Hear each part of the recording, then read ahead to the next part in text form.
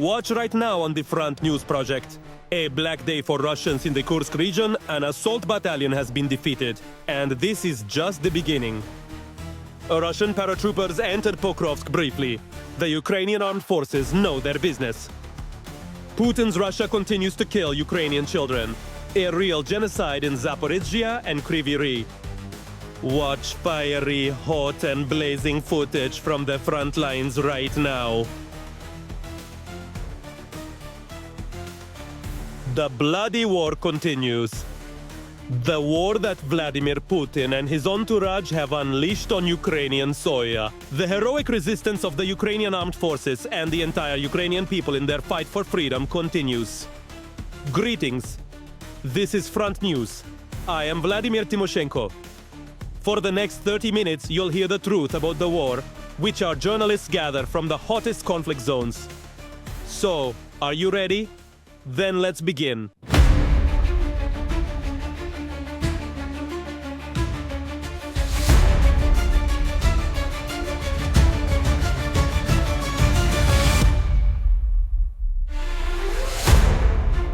The events in the Kursk region, the landing of Russian Federation forces in Kupiansk, strikes on military targets within the aggressor country's territory. Of course, we will be discussing all of this today, but let's start with something truly terrifying. The embodiment of terror is Putin's Russia. Enemy rockets, drones and bombs are killing peaceful Ukrainians, including the youngest and most innocent children. A Russian bomb, dropped by war criminals, hit a regular apartment building in Ukrainian Zaporizhia. 42 people were injured and 10 died. This includes 27-year-old Sofia, her young son, and others. The grandmother, the parents, and the sister of the victims met with TSN journalists to talk about their most beloved and now deceased people. Kira Oves will provide more details about this horror. These are the last clips of Adam filmed by his grandmother and sent to the family chat. The boy was only 1 year old. Why are you taking off your hat? Adam, it will be cold. It will be cold. Just a few hours after this walk, a Russian bomb hit their house. Associate.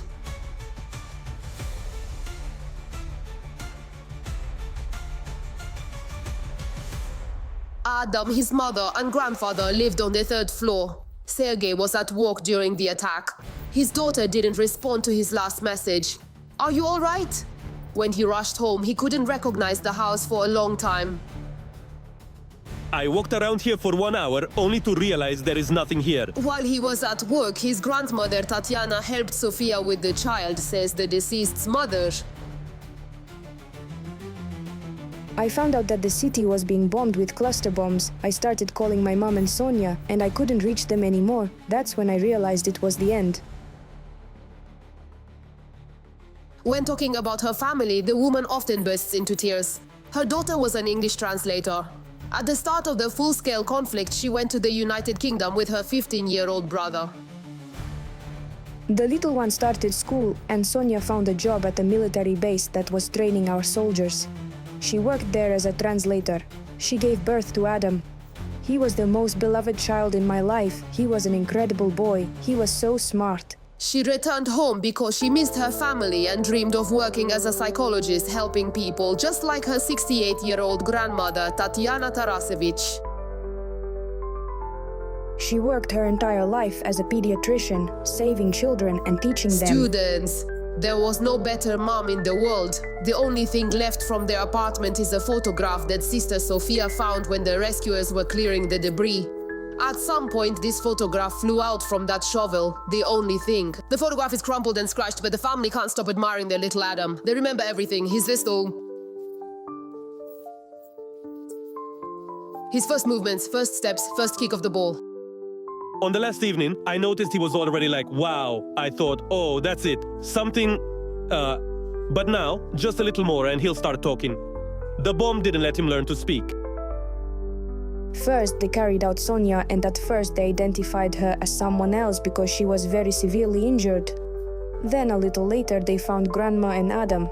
And by those nuts where he used to walk, that black bag. On that tragic day, 10 people died, including Sofia and Adam's neighbors, a young couple and a grandfather. Only a 15-year-old boy survived and he is currently in the hospital. I will live only for revenge.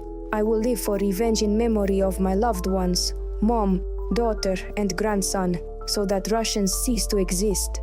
There are many doctors, friends who are at war now, and each of them is waiting for me there. 15 apartments were completely destroyed, leaving the residents without homes or belongings. Sergei was taken in by relatives.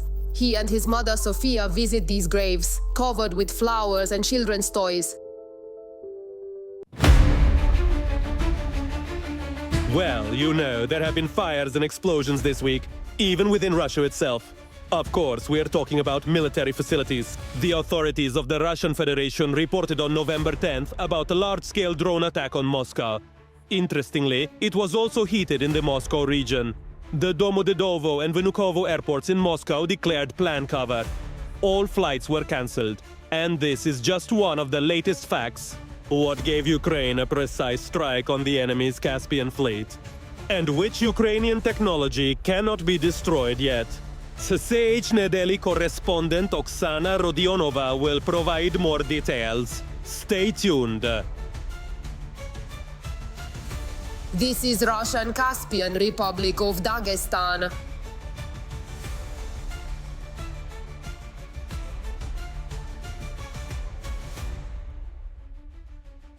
Quiet, quiet, quiet. It exploded on its own, fell, The didn't hit distance it. from the Ukrainian state border is impressive. Almost 1,500 kilometers.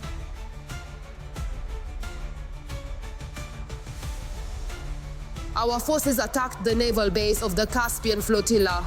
These ships launched missiles towards Ukraine.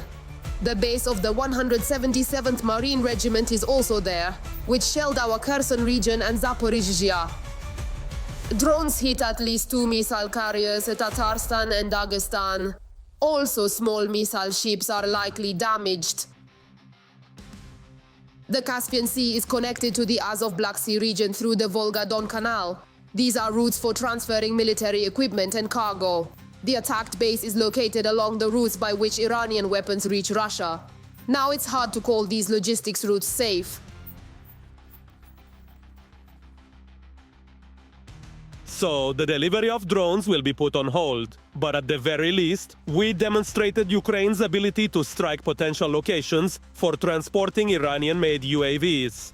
In broad daylight, a huge drone deceived the Russian air defense warships at sea and attacked the most protected place, the port. We can cover distances of thousands, not just 1,000, but thousands of kilometers in a single flight. The greatest challenge is countering enemy electronic warfare. Ukrainian equipment is performing wonders. The Russians claim it was a modernized ultralight aircraft A-22 Flying Forests. Ukraine officially does not comment, but now it doesn't matter whether it is a reworked old or an entirely new long-range system. After all, neither the Caspian port nor the Kadyrov military academy is protected by distance anymore. Base. Key Russian air bases are in the strike zone.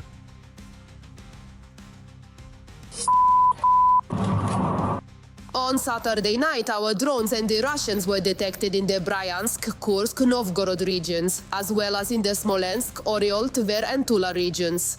Drones from the Special Operations Forces and the Security Service of Ukraine attacked the Alexinsky chemical plant in Tula region, 200 kilometers from the Ukrainian border. Gunpowder and ammunition are produced there. At least 13 drones targeted the chemical plant. When we talked about swarm drone technology, it is the ability of drones to communicate independently with each other.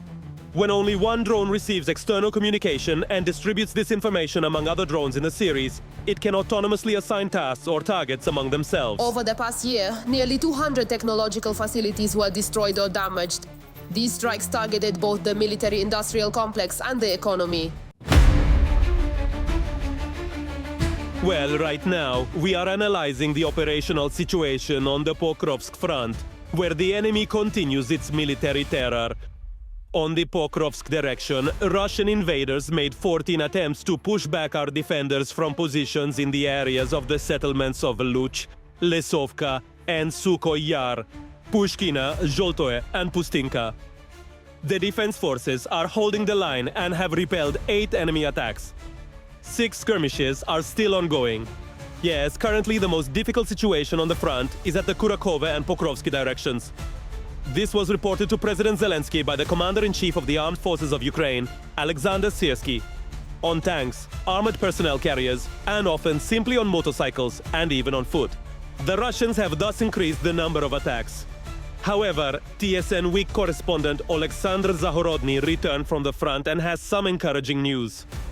In the Pokrovsk area, an enemy assault was successfully averted. And to push the enemy out of this direction and from the territory of Ukraine overall, more military equipment from allied countries is needed, including drones.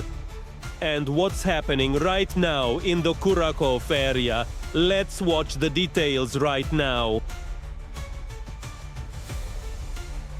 These are the fields around Kurakove, a city that the enemy is attacking from nearly 3 sides. Behind the cover, an enemy column with dozens of Russian stormtroopers is advancing on our infantry. In recent years, we have mostly seen the war through the lenses of drones, and it may seem like most of the work is done by, for example, first-person view drones. But in reality, that's not true. We have artillery. There are so many enemy infantry here near Kurakov that they cannot be stopped by drones alone. But a few 155mm caliber shots and the enemy retreats. But if a large number of enemy troops come with FPV drones, you can't take out many of them, you won't scare them off, and they won't retreat. But artillery does its job. They advance quickly here, they have a large grouping and also have KBs. We can't do anything against the KBs, but for now, we've stopped them. For about 3 or 4 days, there have been no major movements. These days, the enemy is launching almost their most massive offensive. And it's very difficult to stop this horde with small arms fire, because sometimes there simply aren't enough bullets, and there's not enough infantry. There were instances when we even covered 2 of our guys there. They ran out of ammunition, and we kept firing in one direction for about an hour, until drones delivered more ammunition and effectively saved them. Do we stand for every soldier? Of course, we are all brothers, we are all one. Somewhere behind those plantings, those 2 Ukrainian infantrymen are still holding the line, who called artillery fire on themselves just to prevent the enemy from advancing.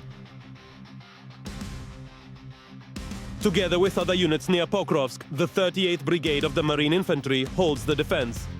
The enemy is not launching a massive assault here. Sometimes they advance with a few tanks and armored personnel carriers, but mainly they move either on foot, on motorcycles, or in buggies. However, this doesn't make it any easier for our fighters. If the enemy thinks they can quickly deliver their personnel to the zone where they need to engage in combat, then why not? They shouldn't be underestimated. And I tell that to all the guys who come to my units. I tell everyone to forget the narratives from the first months of the year 2022, when they were all clueless and all that. This young commander spent 2 weeks on the front line and just returned. He noted that the enemy wisely uses the tactic of advancing in small groups. A small group is harder to spot because it can hide, move discreetly, and if the small group is coordinated, it performs its duties better and more efficiently. They try to search quietly, looking for weak spots to slip through, go around, and penetrate directly into our defenses. The enemy is increasingly using another tactic: smoke. This is what a stronghold looks like when several smoke grenades have been dropped on it from a drone. Their tactic is quite interesting. They use, for instance, chemical smoke to show their assault troops where we are located. The chemical is dropped directly onto the positions, and it is white. It spreads out, and those sitting in cover, the assault troops, can immediately see where our position is. Due to enemy drones, delivering ammunition and food to the field and evacuating the wounded from the front lines is a challenging task. For this, reliable armored vehicles are needed. The Marines cannot fully enjoy the benefits of the latest armored vehicles. And the doors weigh about 150 kilograms each. I don't know, but overall it's 12 tons. It's an automatic transmission, 10-speed, robotic. But is it a Kazakh or what? It's a Kazakh, but the bodywork is all from Ford. Let's go. They bring people to the positions, take them back, and evacuate the wounded in the same way. Next, we will move to the Seversk and Kramatorsk sectors of the Russian World Front. Here it keeps destroying, killing, and burning. The occupying forces are trying to find weak spots in our defense near Verkhnokamianske on the Sever front. 2 clashes ended unsuccessfully for the enemy. The settlement of Chasiv Yar on the Kramatorsk front suffered an airstrike from one guided bomb. And now, it's the perfect time to talk about the Seversk defense and Korean-Russian culture. The hostility in Kursk. The enemy in that very Kursk region has already lost 20,000 of its thugs, and soldiers from the Democratic People's Republic of Korea are not changing the situation on the battlefield at all. Somehow, the Kremlin's bet on Kim's soldiers is not working. Really? In the next segment, we will show what the Russian army has turned the once very beautiful and cozy Vovchansk into. And once again, we'll discuss the situation in Pokrovsk. All of this right now in the report by TSN correspondent Alexander Zahorodny. The enemy has been attempting to break through the defense in the Seversk area for an entire week. Russia has lost 6 tanks and 9 infantry fighting vehicles in armored warfare alone. The soldiers of the 10th Mountain Assault Brigade Edelweiss estimate the number of killed and wounded Russians to be almost in the hundreds, yet the enemy continues to attack.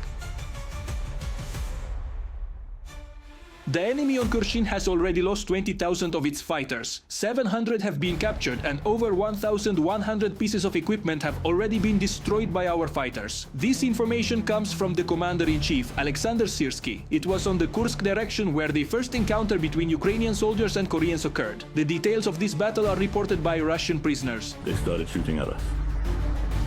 Maybe in panic, because they mistook us for an enemy. Since we all look the same to them. And with this rifle,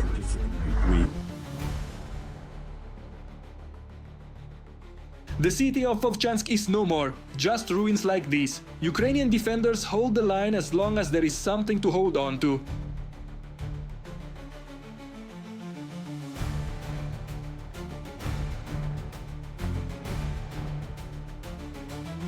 Pokrovsk now resembles Avdiivka or even Bakhmut. It's like Bakhmut in the fall or winter of 2022, with more destroyed buildings and fewer people on the city streets. Those who remain try to quickly move from house to house. Today in the city center you can walk without a helmet. The wind is too strong, enemy drones aren't flying. Unfortunately, the enemy has come very close in some areas, allowing them to drop bombs and use FPV drones to strike the locals. Sometimes they look for military targets, but when they can't find them, they destroy the payload to prevent it from falling randomly. The first thing Russians targeted was the schools and administrative buildings. For some reason, they are convinced that Ukrainian troops are stationed there. The second is to engage propaganda. Russian radio stations are already operating at full power. But life in Pokrovsk still exists. Svetlana Yaroslavovna not only trades in the city, she sells sweets. Candies, cakes, we are still alive. While she is in Pokrovsk, she assures that she will not remain under occupation. We hope for the best. We need to believe in the best. Maybe the guys will hold them back, you never know, right? The enemy continues to attack almost in all directions and with enormous forces. The military says such pressure, it seems, hasn't been seen throughout the entire war. Russian generals are ready to overwhelm every meter of Ukrainian land with their soldiers just to make any advance. The Ukrainian troops are holding up, though it's hard. It's especially tough for the infantrymen who in the middle of the night are heading out to reclaim one of the positions from the enemy. This video was sent by soldiers from the same armored vehicle we filmed during the day. They're pumped with adrenaline and emotions because in just a few minutes they will engage in battle with a much larger enemy force.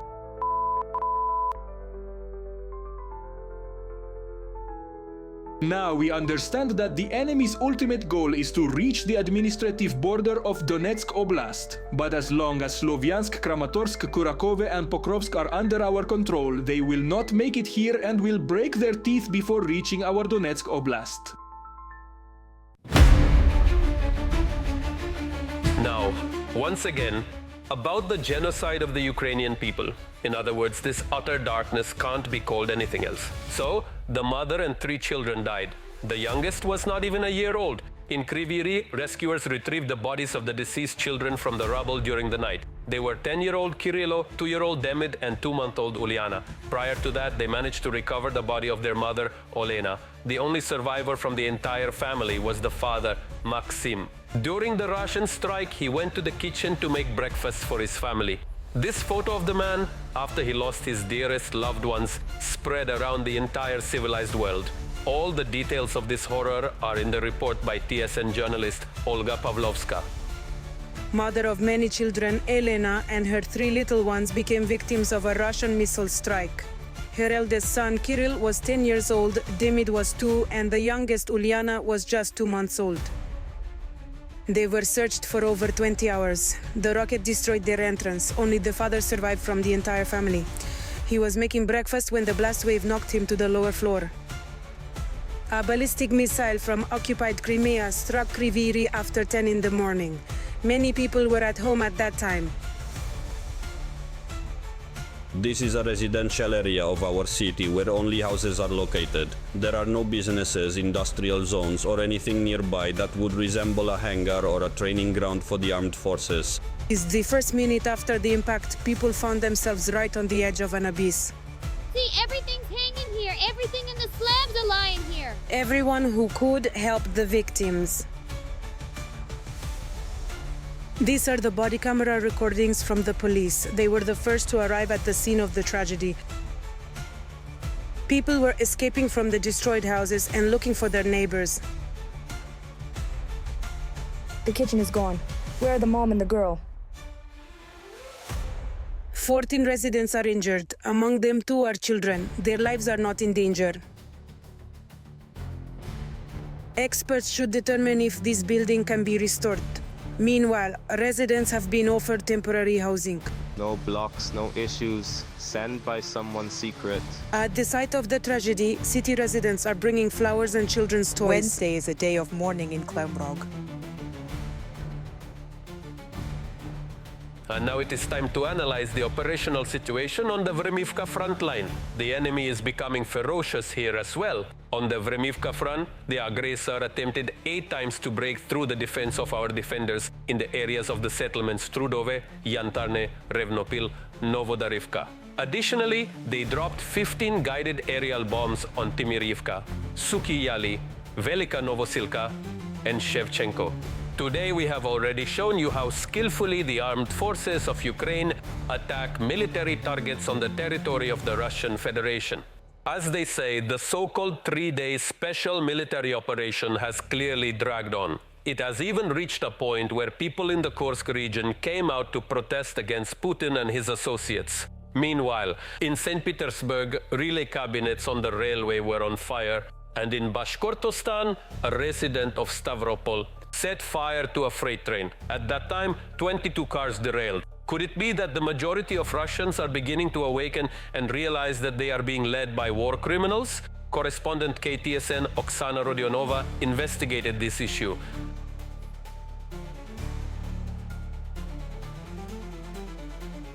The 3-day special military operation dragged on. The Kremlin insisted that for the Russian economy, this was a difficult but manageable task.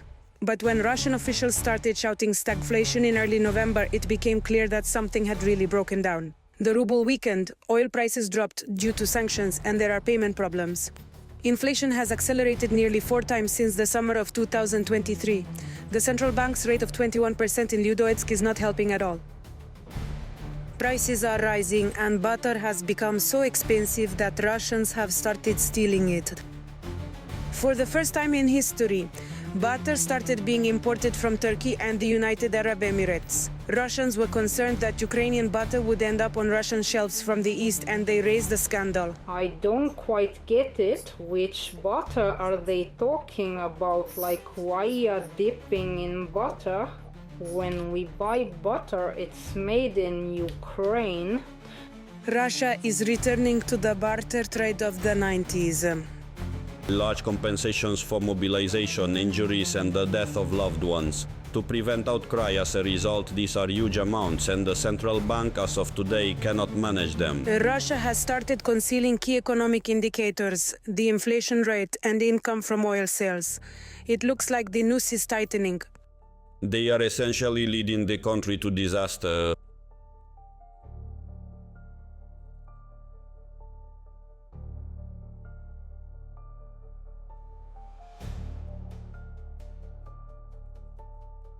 In St. Petersburg, relay cabinets were on fire on the railway, and in Bashkortostan, a resident of Stavropol set a freight train on fire. 22 cars went off the tracks. Are Russians starting to see the truth? The war has turned into a long, drawn-out, bloody routine, with, to date, unclear results, despite everything we're being told, so to speak. This is how a State Duma deputy from Putin's United Russia, the former deputy chairman of the so-called Donetsk People's Republic, spoke in Moscow at the Russian People's Union Forum. We are still short on infantry. Putin failed to increase the capacity of the military-industrial complex, and the Soviet scandals, as shown by numerous satellite photo researchers, are baseless. Even refugees from the Kursk region have started to complain. This situation is not getting more expensive for you. Hold me! But they didn't show this on the central Russian channels. However, Ukraine's long arm, which reaches over 1,000 kilometers and sets ports, oil depots, factories and arsenals ablaze from the Caucasus to the Urals, is an excellent alternative to Putin's television. He is really hoping that Trump will save him. The main thing is to seize another 10 meters of land in Ukraine. But trouble is creeping up from an unexpected direction. An economic catastrophe may come faster than good news from the White House. Although firstly, it's not certain that it will be good news. And secondly, we are far from who we were in the year 2022. Now we shift to the Kupiansk direction of the front. Recently, Russian paratroopers broke into Kupiansk, but they didn't secure the city. They were, to be frank, destroyed. However, the enemy's attacks do not cease. In the Kupiansk direction. Russian occupiers attacked defense forces 10 times in the areas of Holubivka, Petropavlivka, Pischanove, Hlushkivka, Zeleny High, Zahryzove, Krugliakivka, Pervomayske, and Lozova. Meanwhile, the Russians are preparing for another battle for Toretsk, amassing forces and bringing in new units. This information is being reported by the defense forces. The city of Toretsk is partially under the control of the Ukrainian Armed Forces. However, the assaults on Toretsk's districts continue without cease. Are the armed forces of Ukraine ready to repel another wave of offensives? And how are the very units that hold the city being reinforced will be discussed and shown by the special TSN correspondent Yulia Kirienko. A shell is flying towards Toretsk. The artillerymen quickly hide the gun. The weather is on their side, so camouflage is a priority. The main thing is that there is a goal and we worked successfully.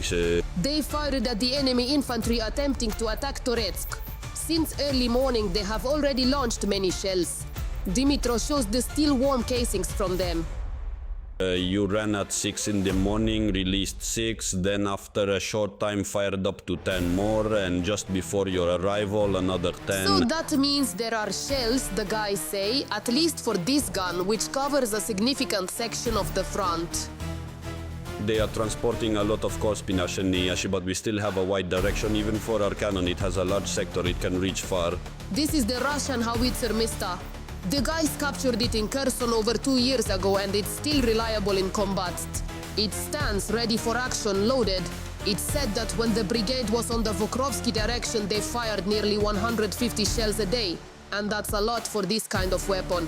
It's not as intense here, but they are still preparing for the defense of Toretsk. The Russians are already gathering forces for another battle for the city, the military says. In the summer, the assaults by the occupiers on our units, including the 100th Brigade, were repelled. So far, Toretsk is not completely under control, but it's held by defense forces. Half, well, about 50% ours. They enter in small groups, gather in houses and apartment buildings, wait, some more arrive, and then they keep coming and coming.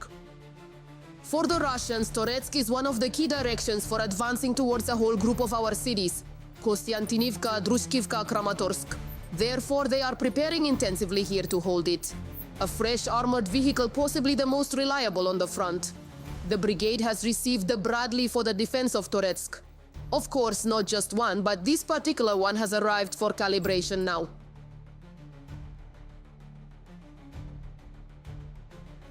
to manage to staff the personnel. Many equipment is key. For defense, the soldiers say they still can't believe they are seeing this American infantry fighting vehicle in person. This is really what we were missing before. We used to drive pickups. It used to be our dream. Now it's a reality. And this harsh reality is going to be changed by the American infantry fighting vehicle currently in Turkish control, says the infantry company commander. It's thanks to such armor that troops can be brought to positions more safely when there are many first-person view drones overhead, and even attack a building on the way. Where the Russian assault troops are hiding, the 23mm cannon mounted on the Bradley handles this easily. It can even penetrate the armor of Russian tanks. The commander of the infantry company is already planning how to use the vehicle on the front line. For example, we come in, I give the task to drop off one group, pick up another, and on the way back shoot up some house. So I'm killing two birds with one stone. I won't need to use the car twice for shooting and changing shifts. While the front line near Toretsk does not move in any direction, this means the intensity of fighting here is lower than in neighboring areas. But they occur daily nonetheless. And the artillerymen are loading their gun again because their task is to shield our valuable infantry in the trenches from Russian assaults.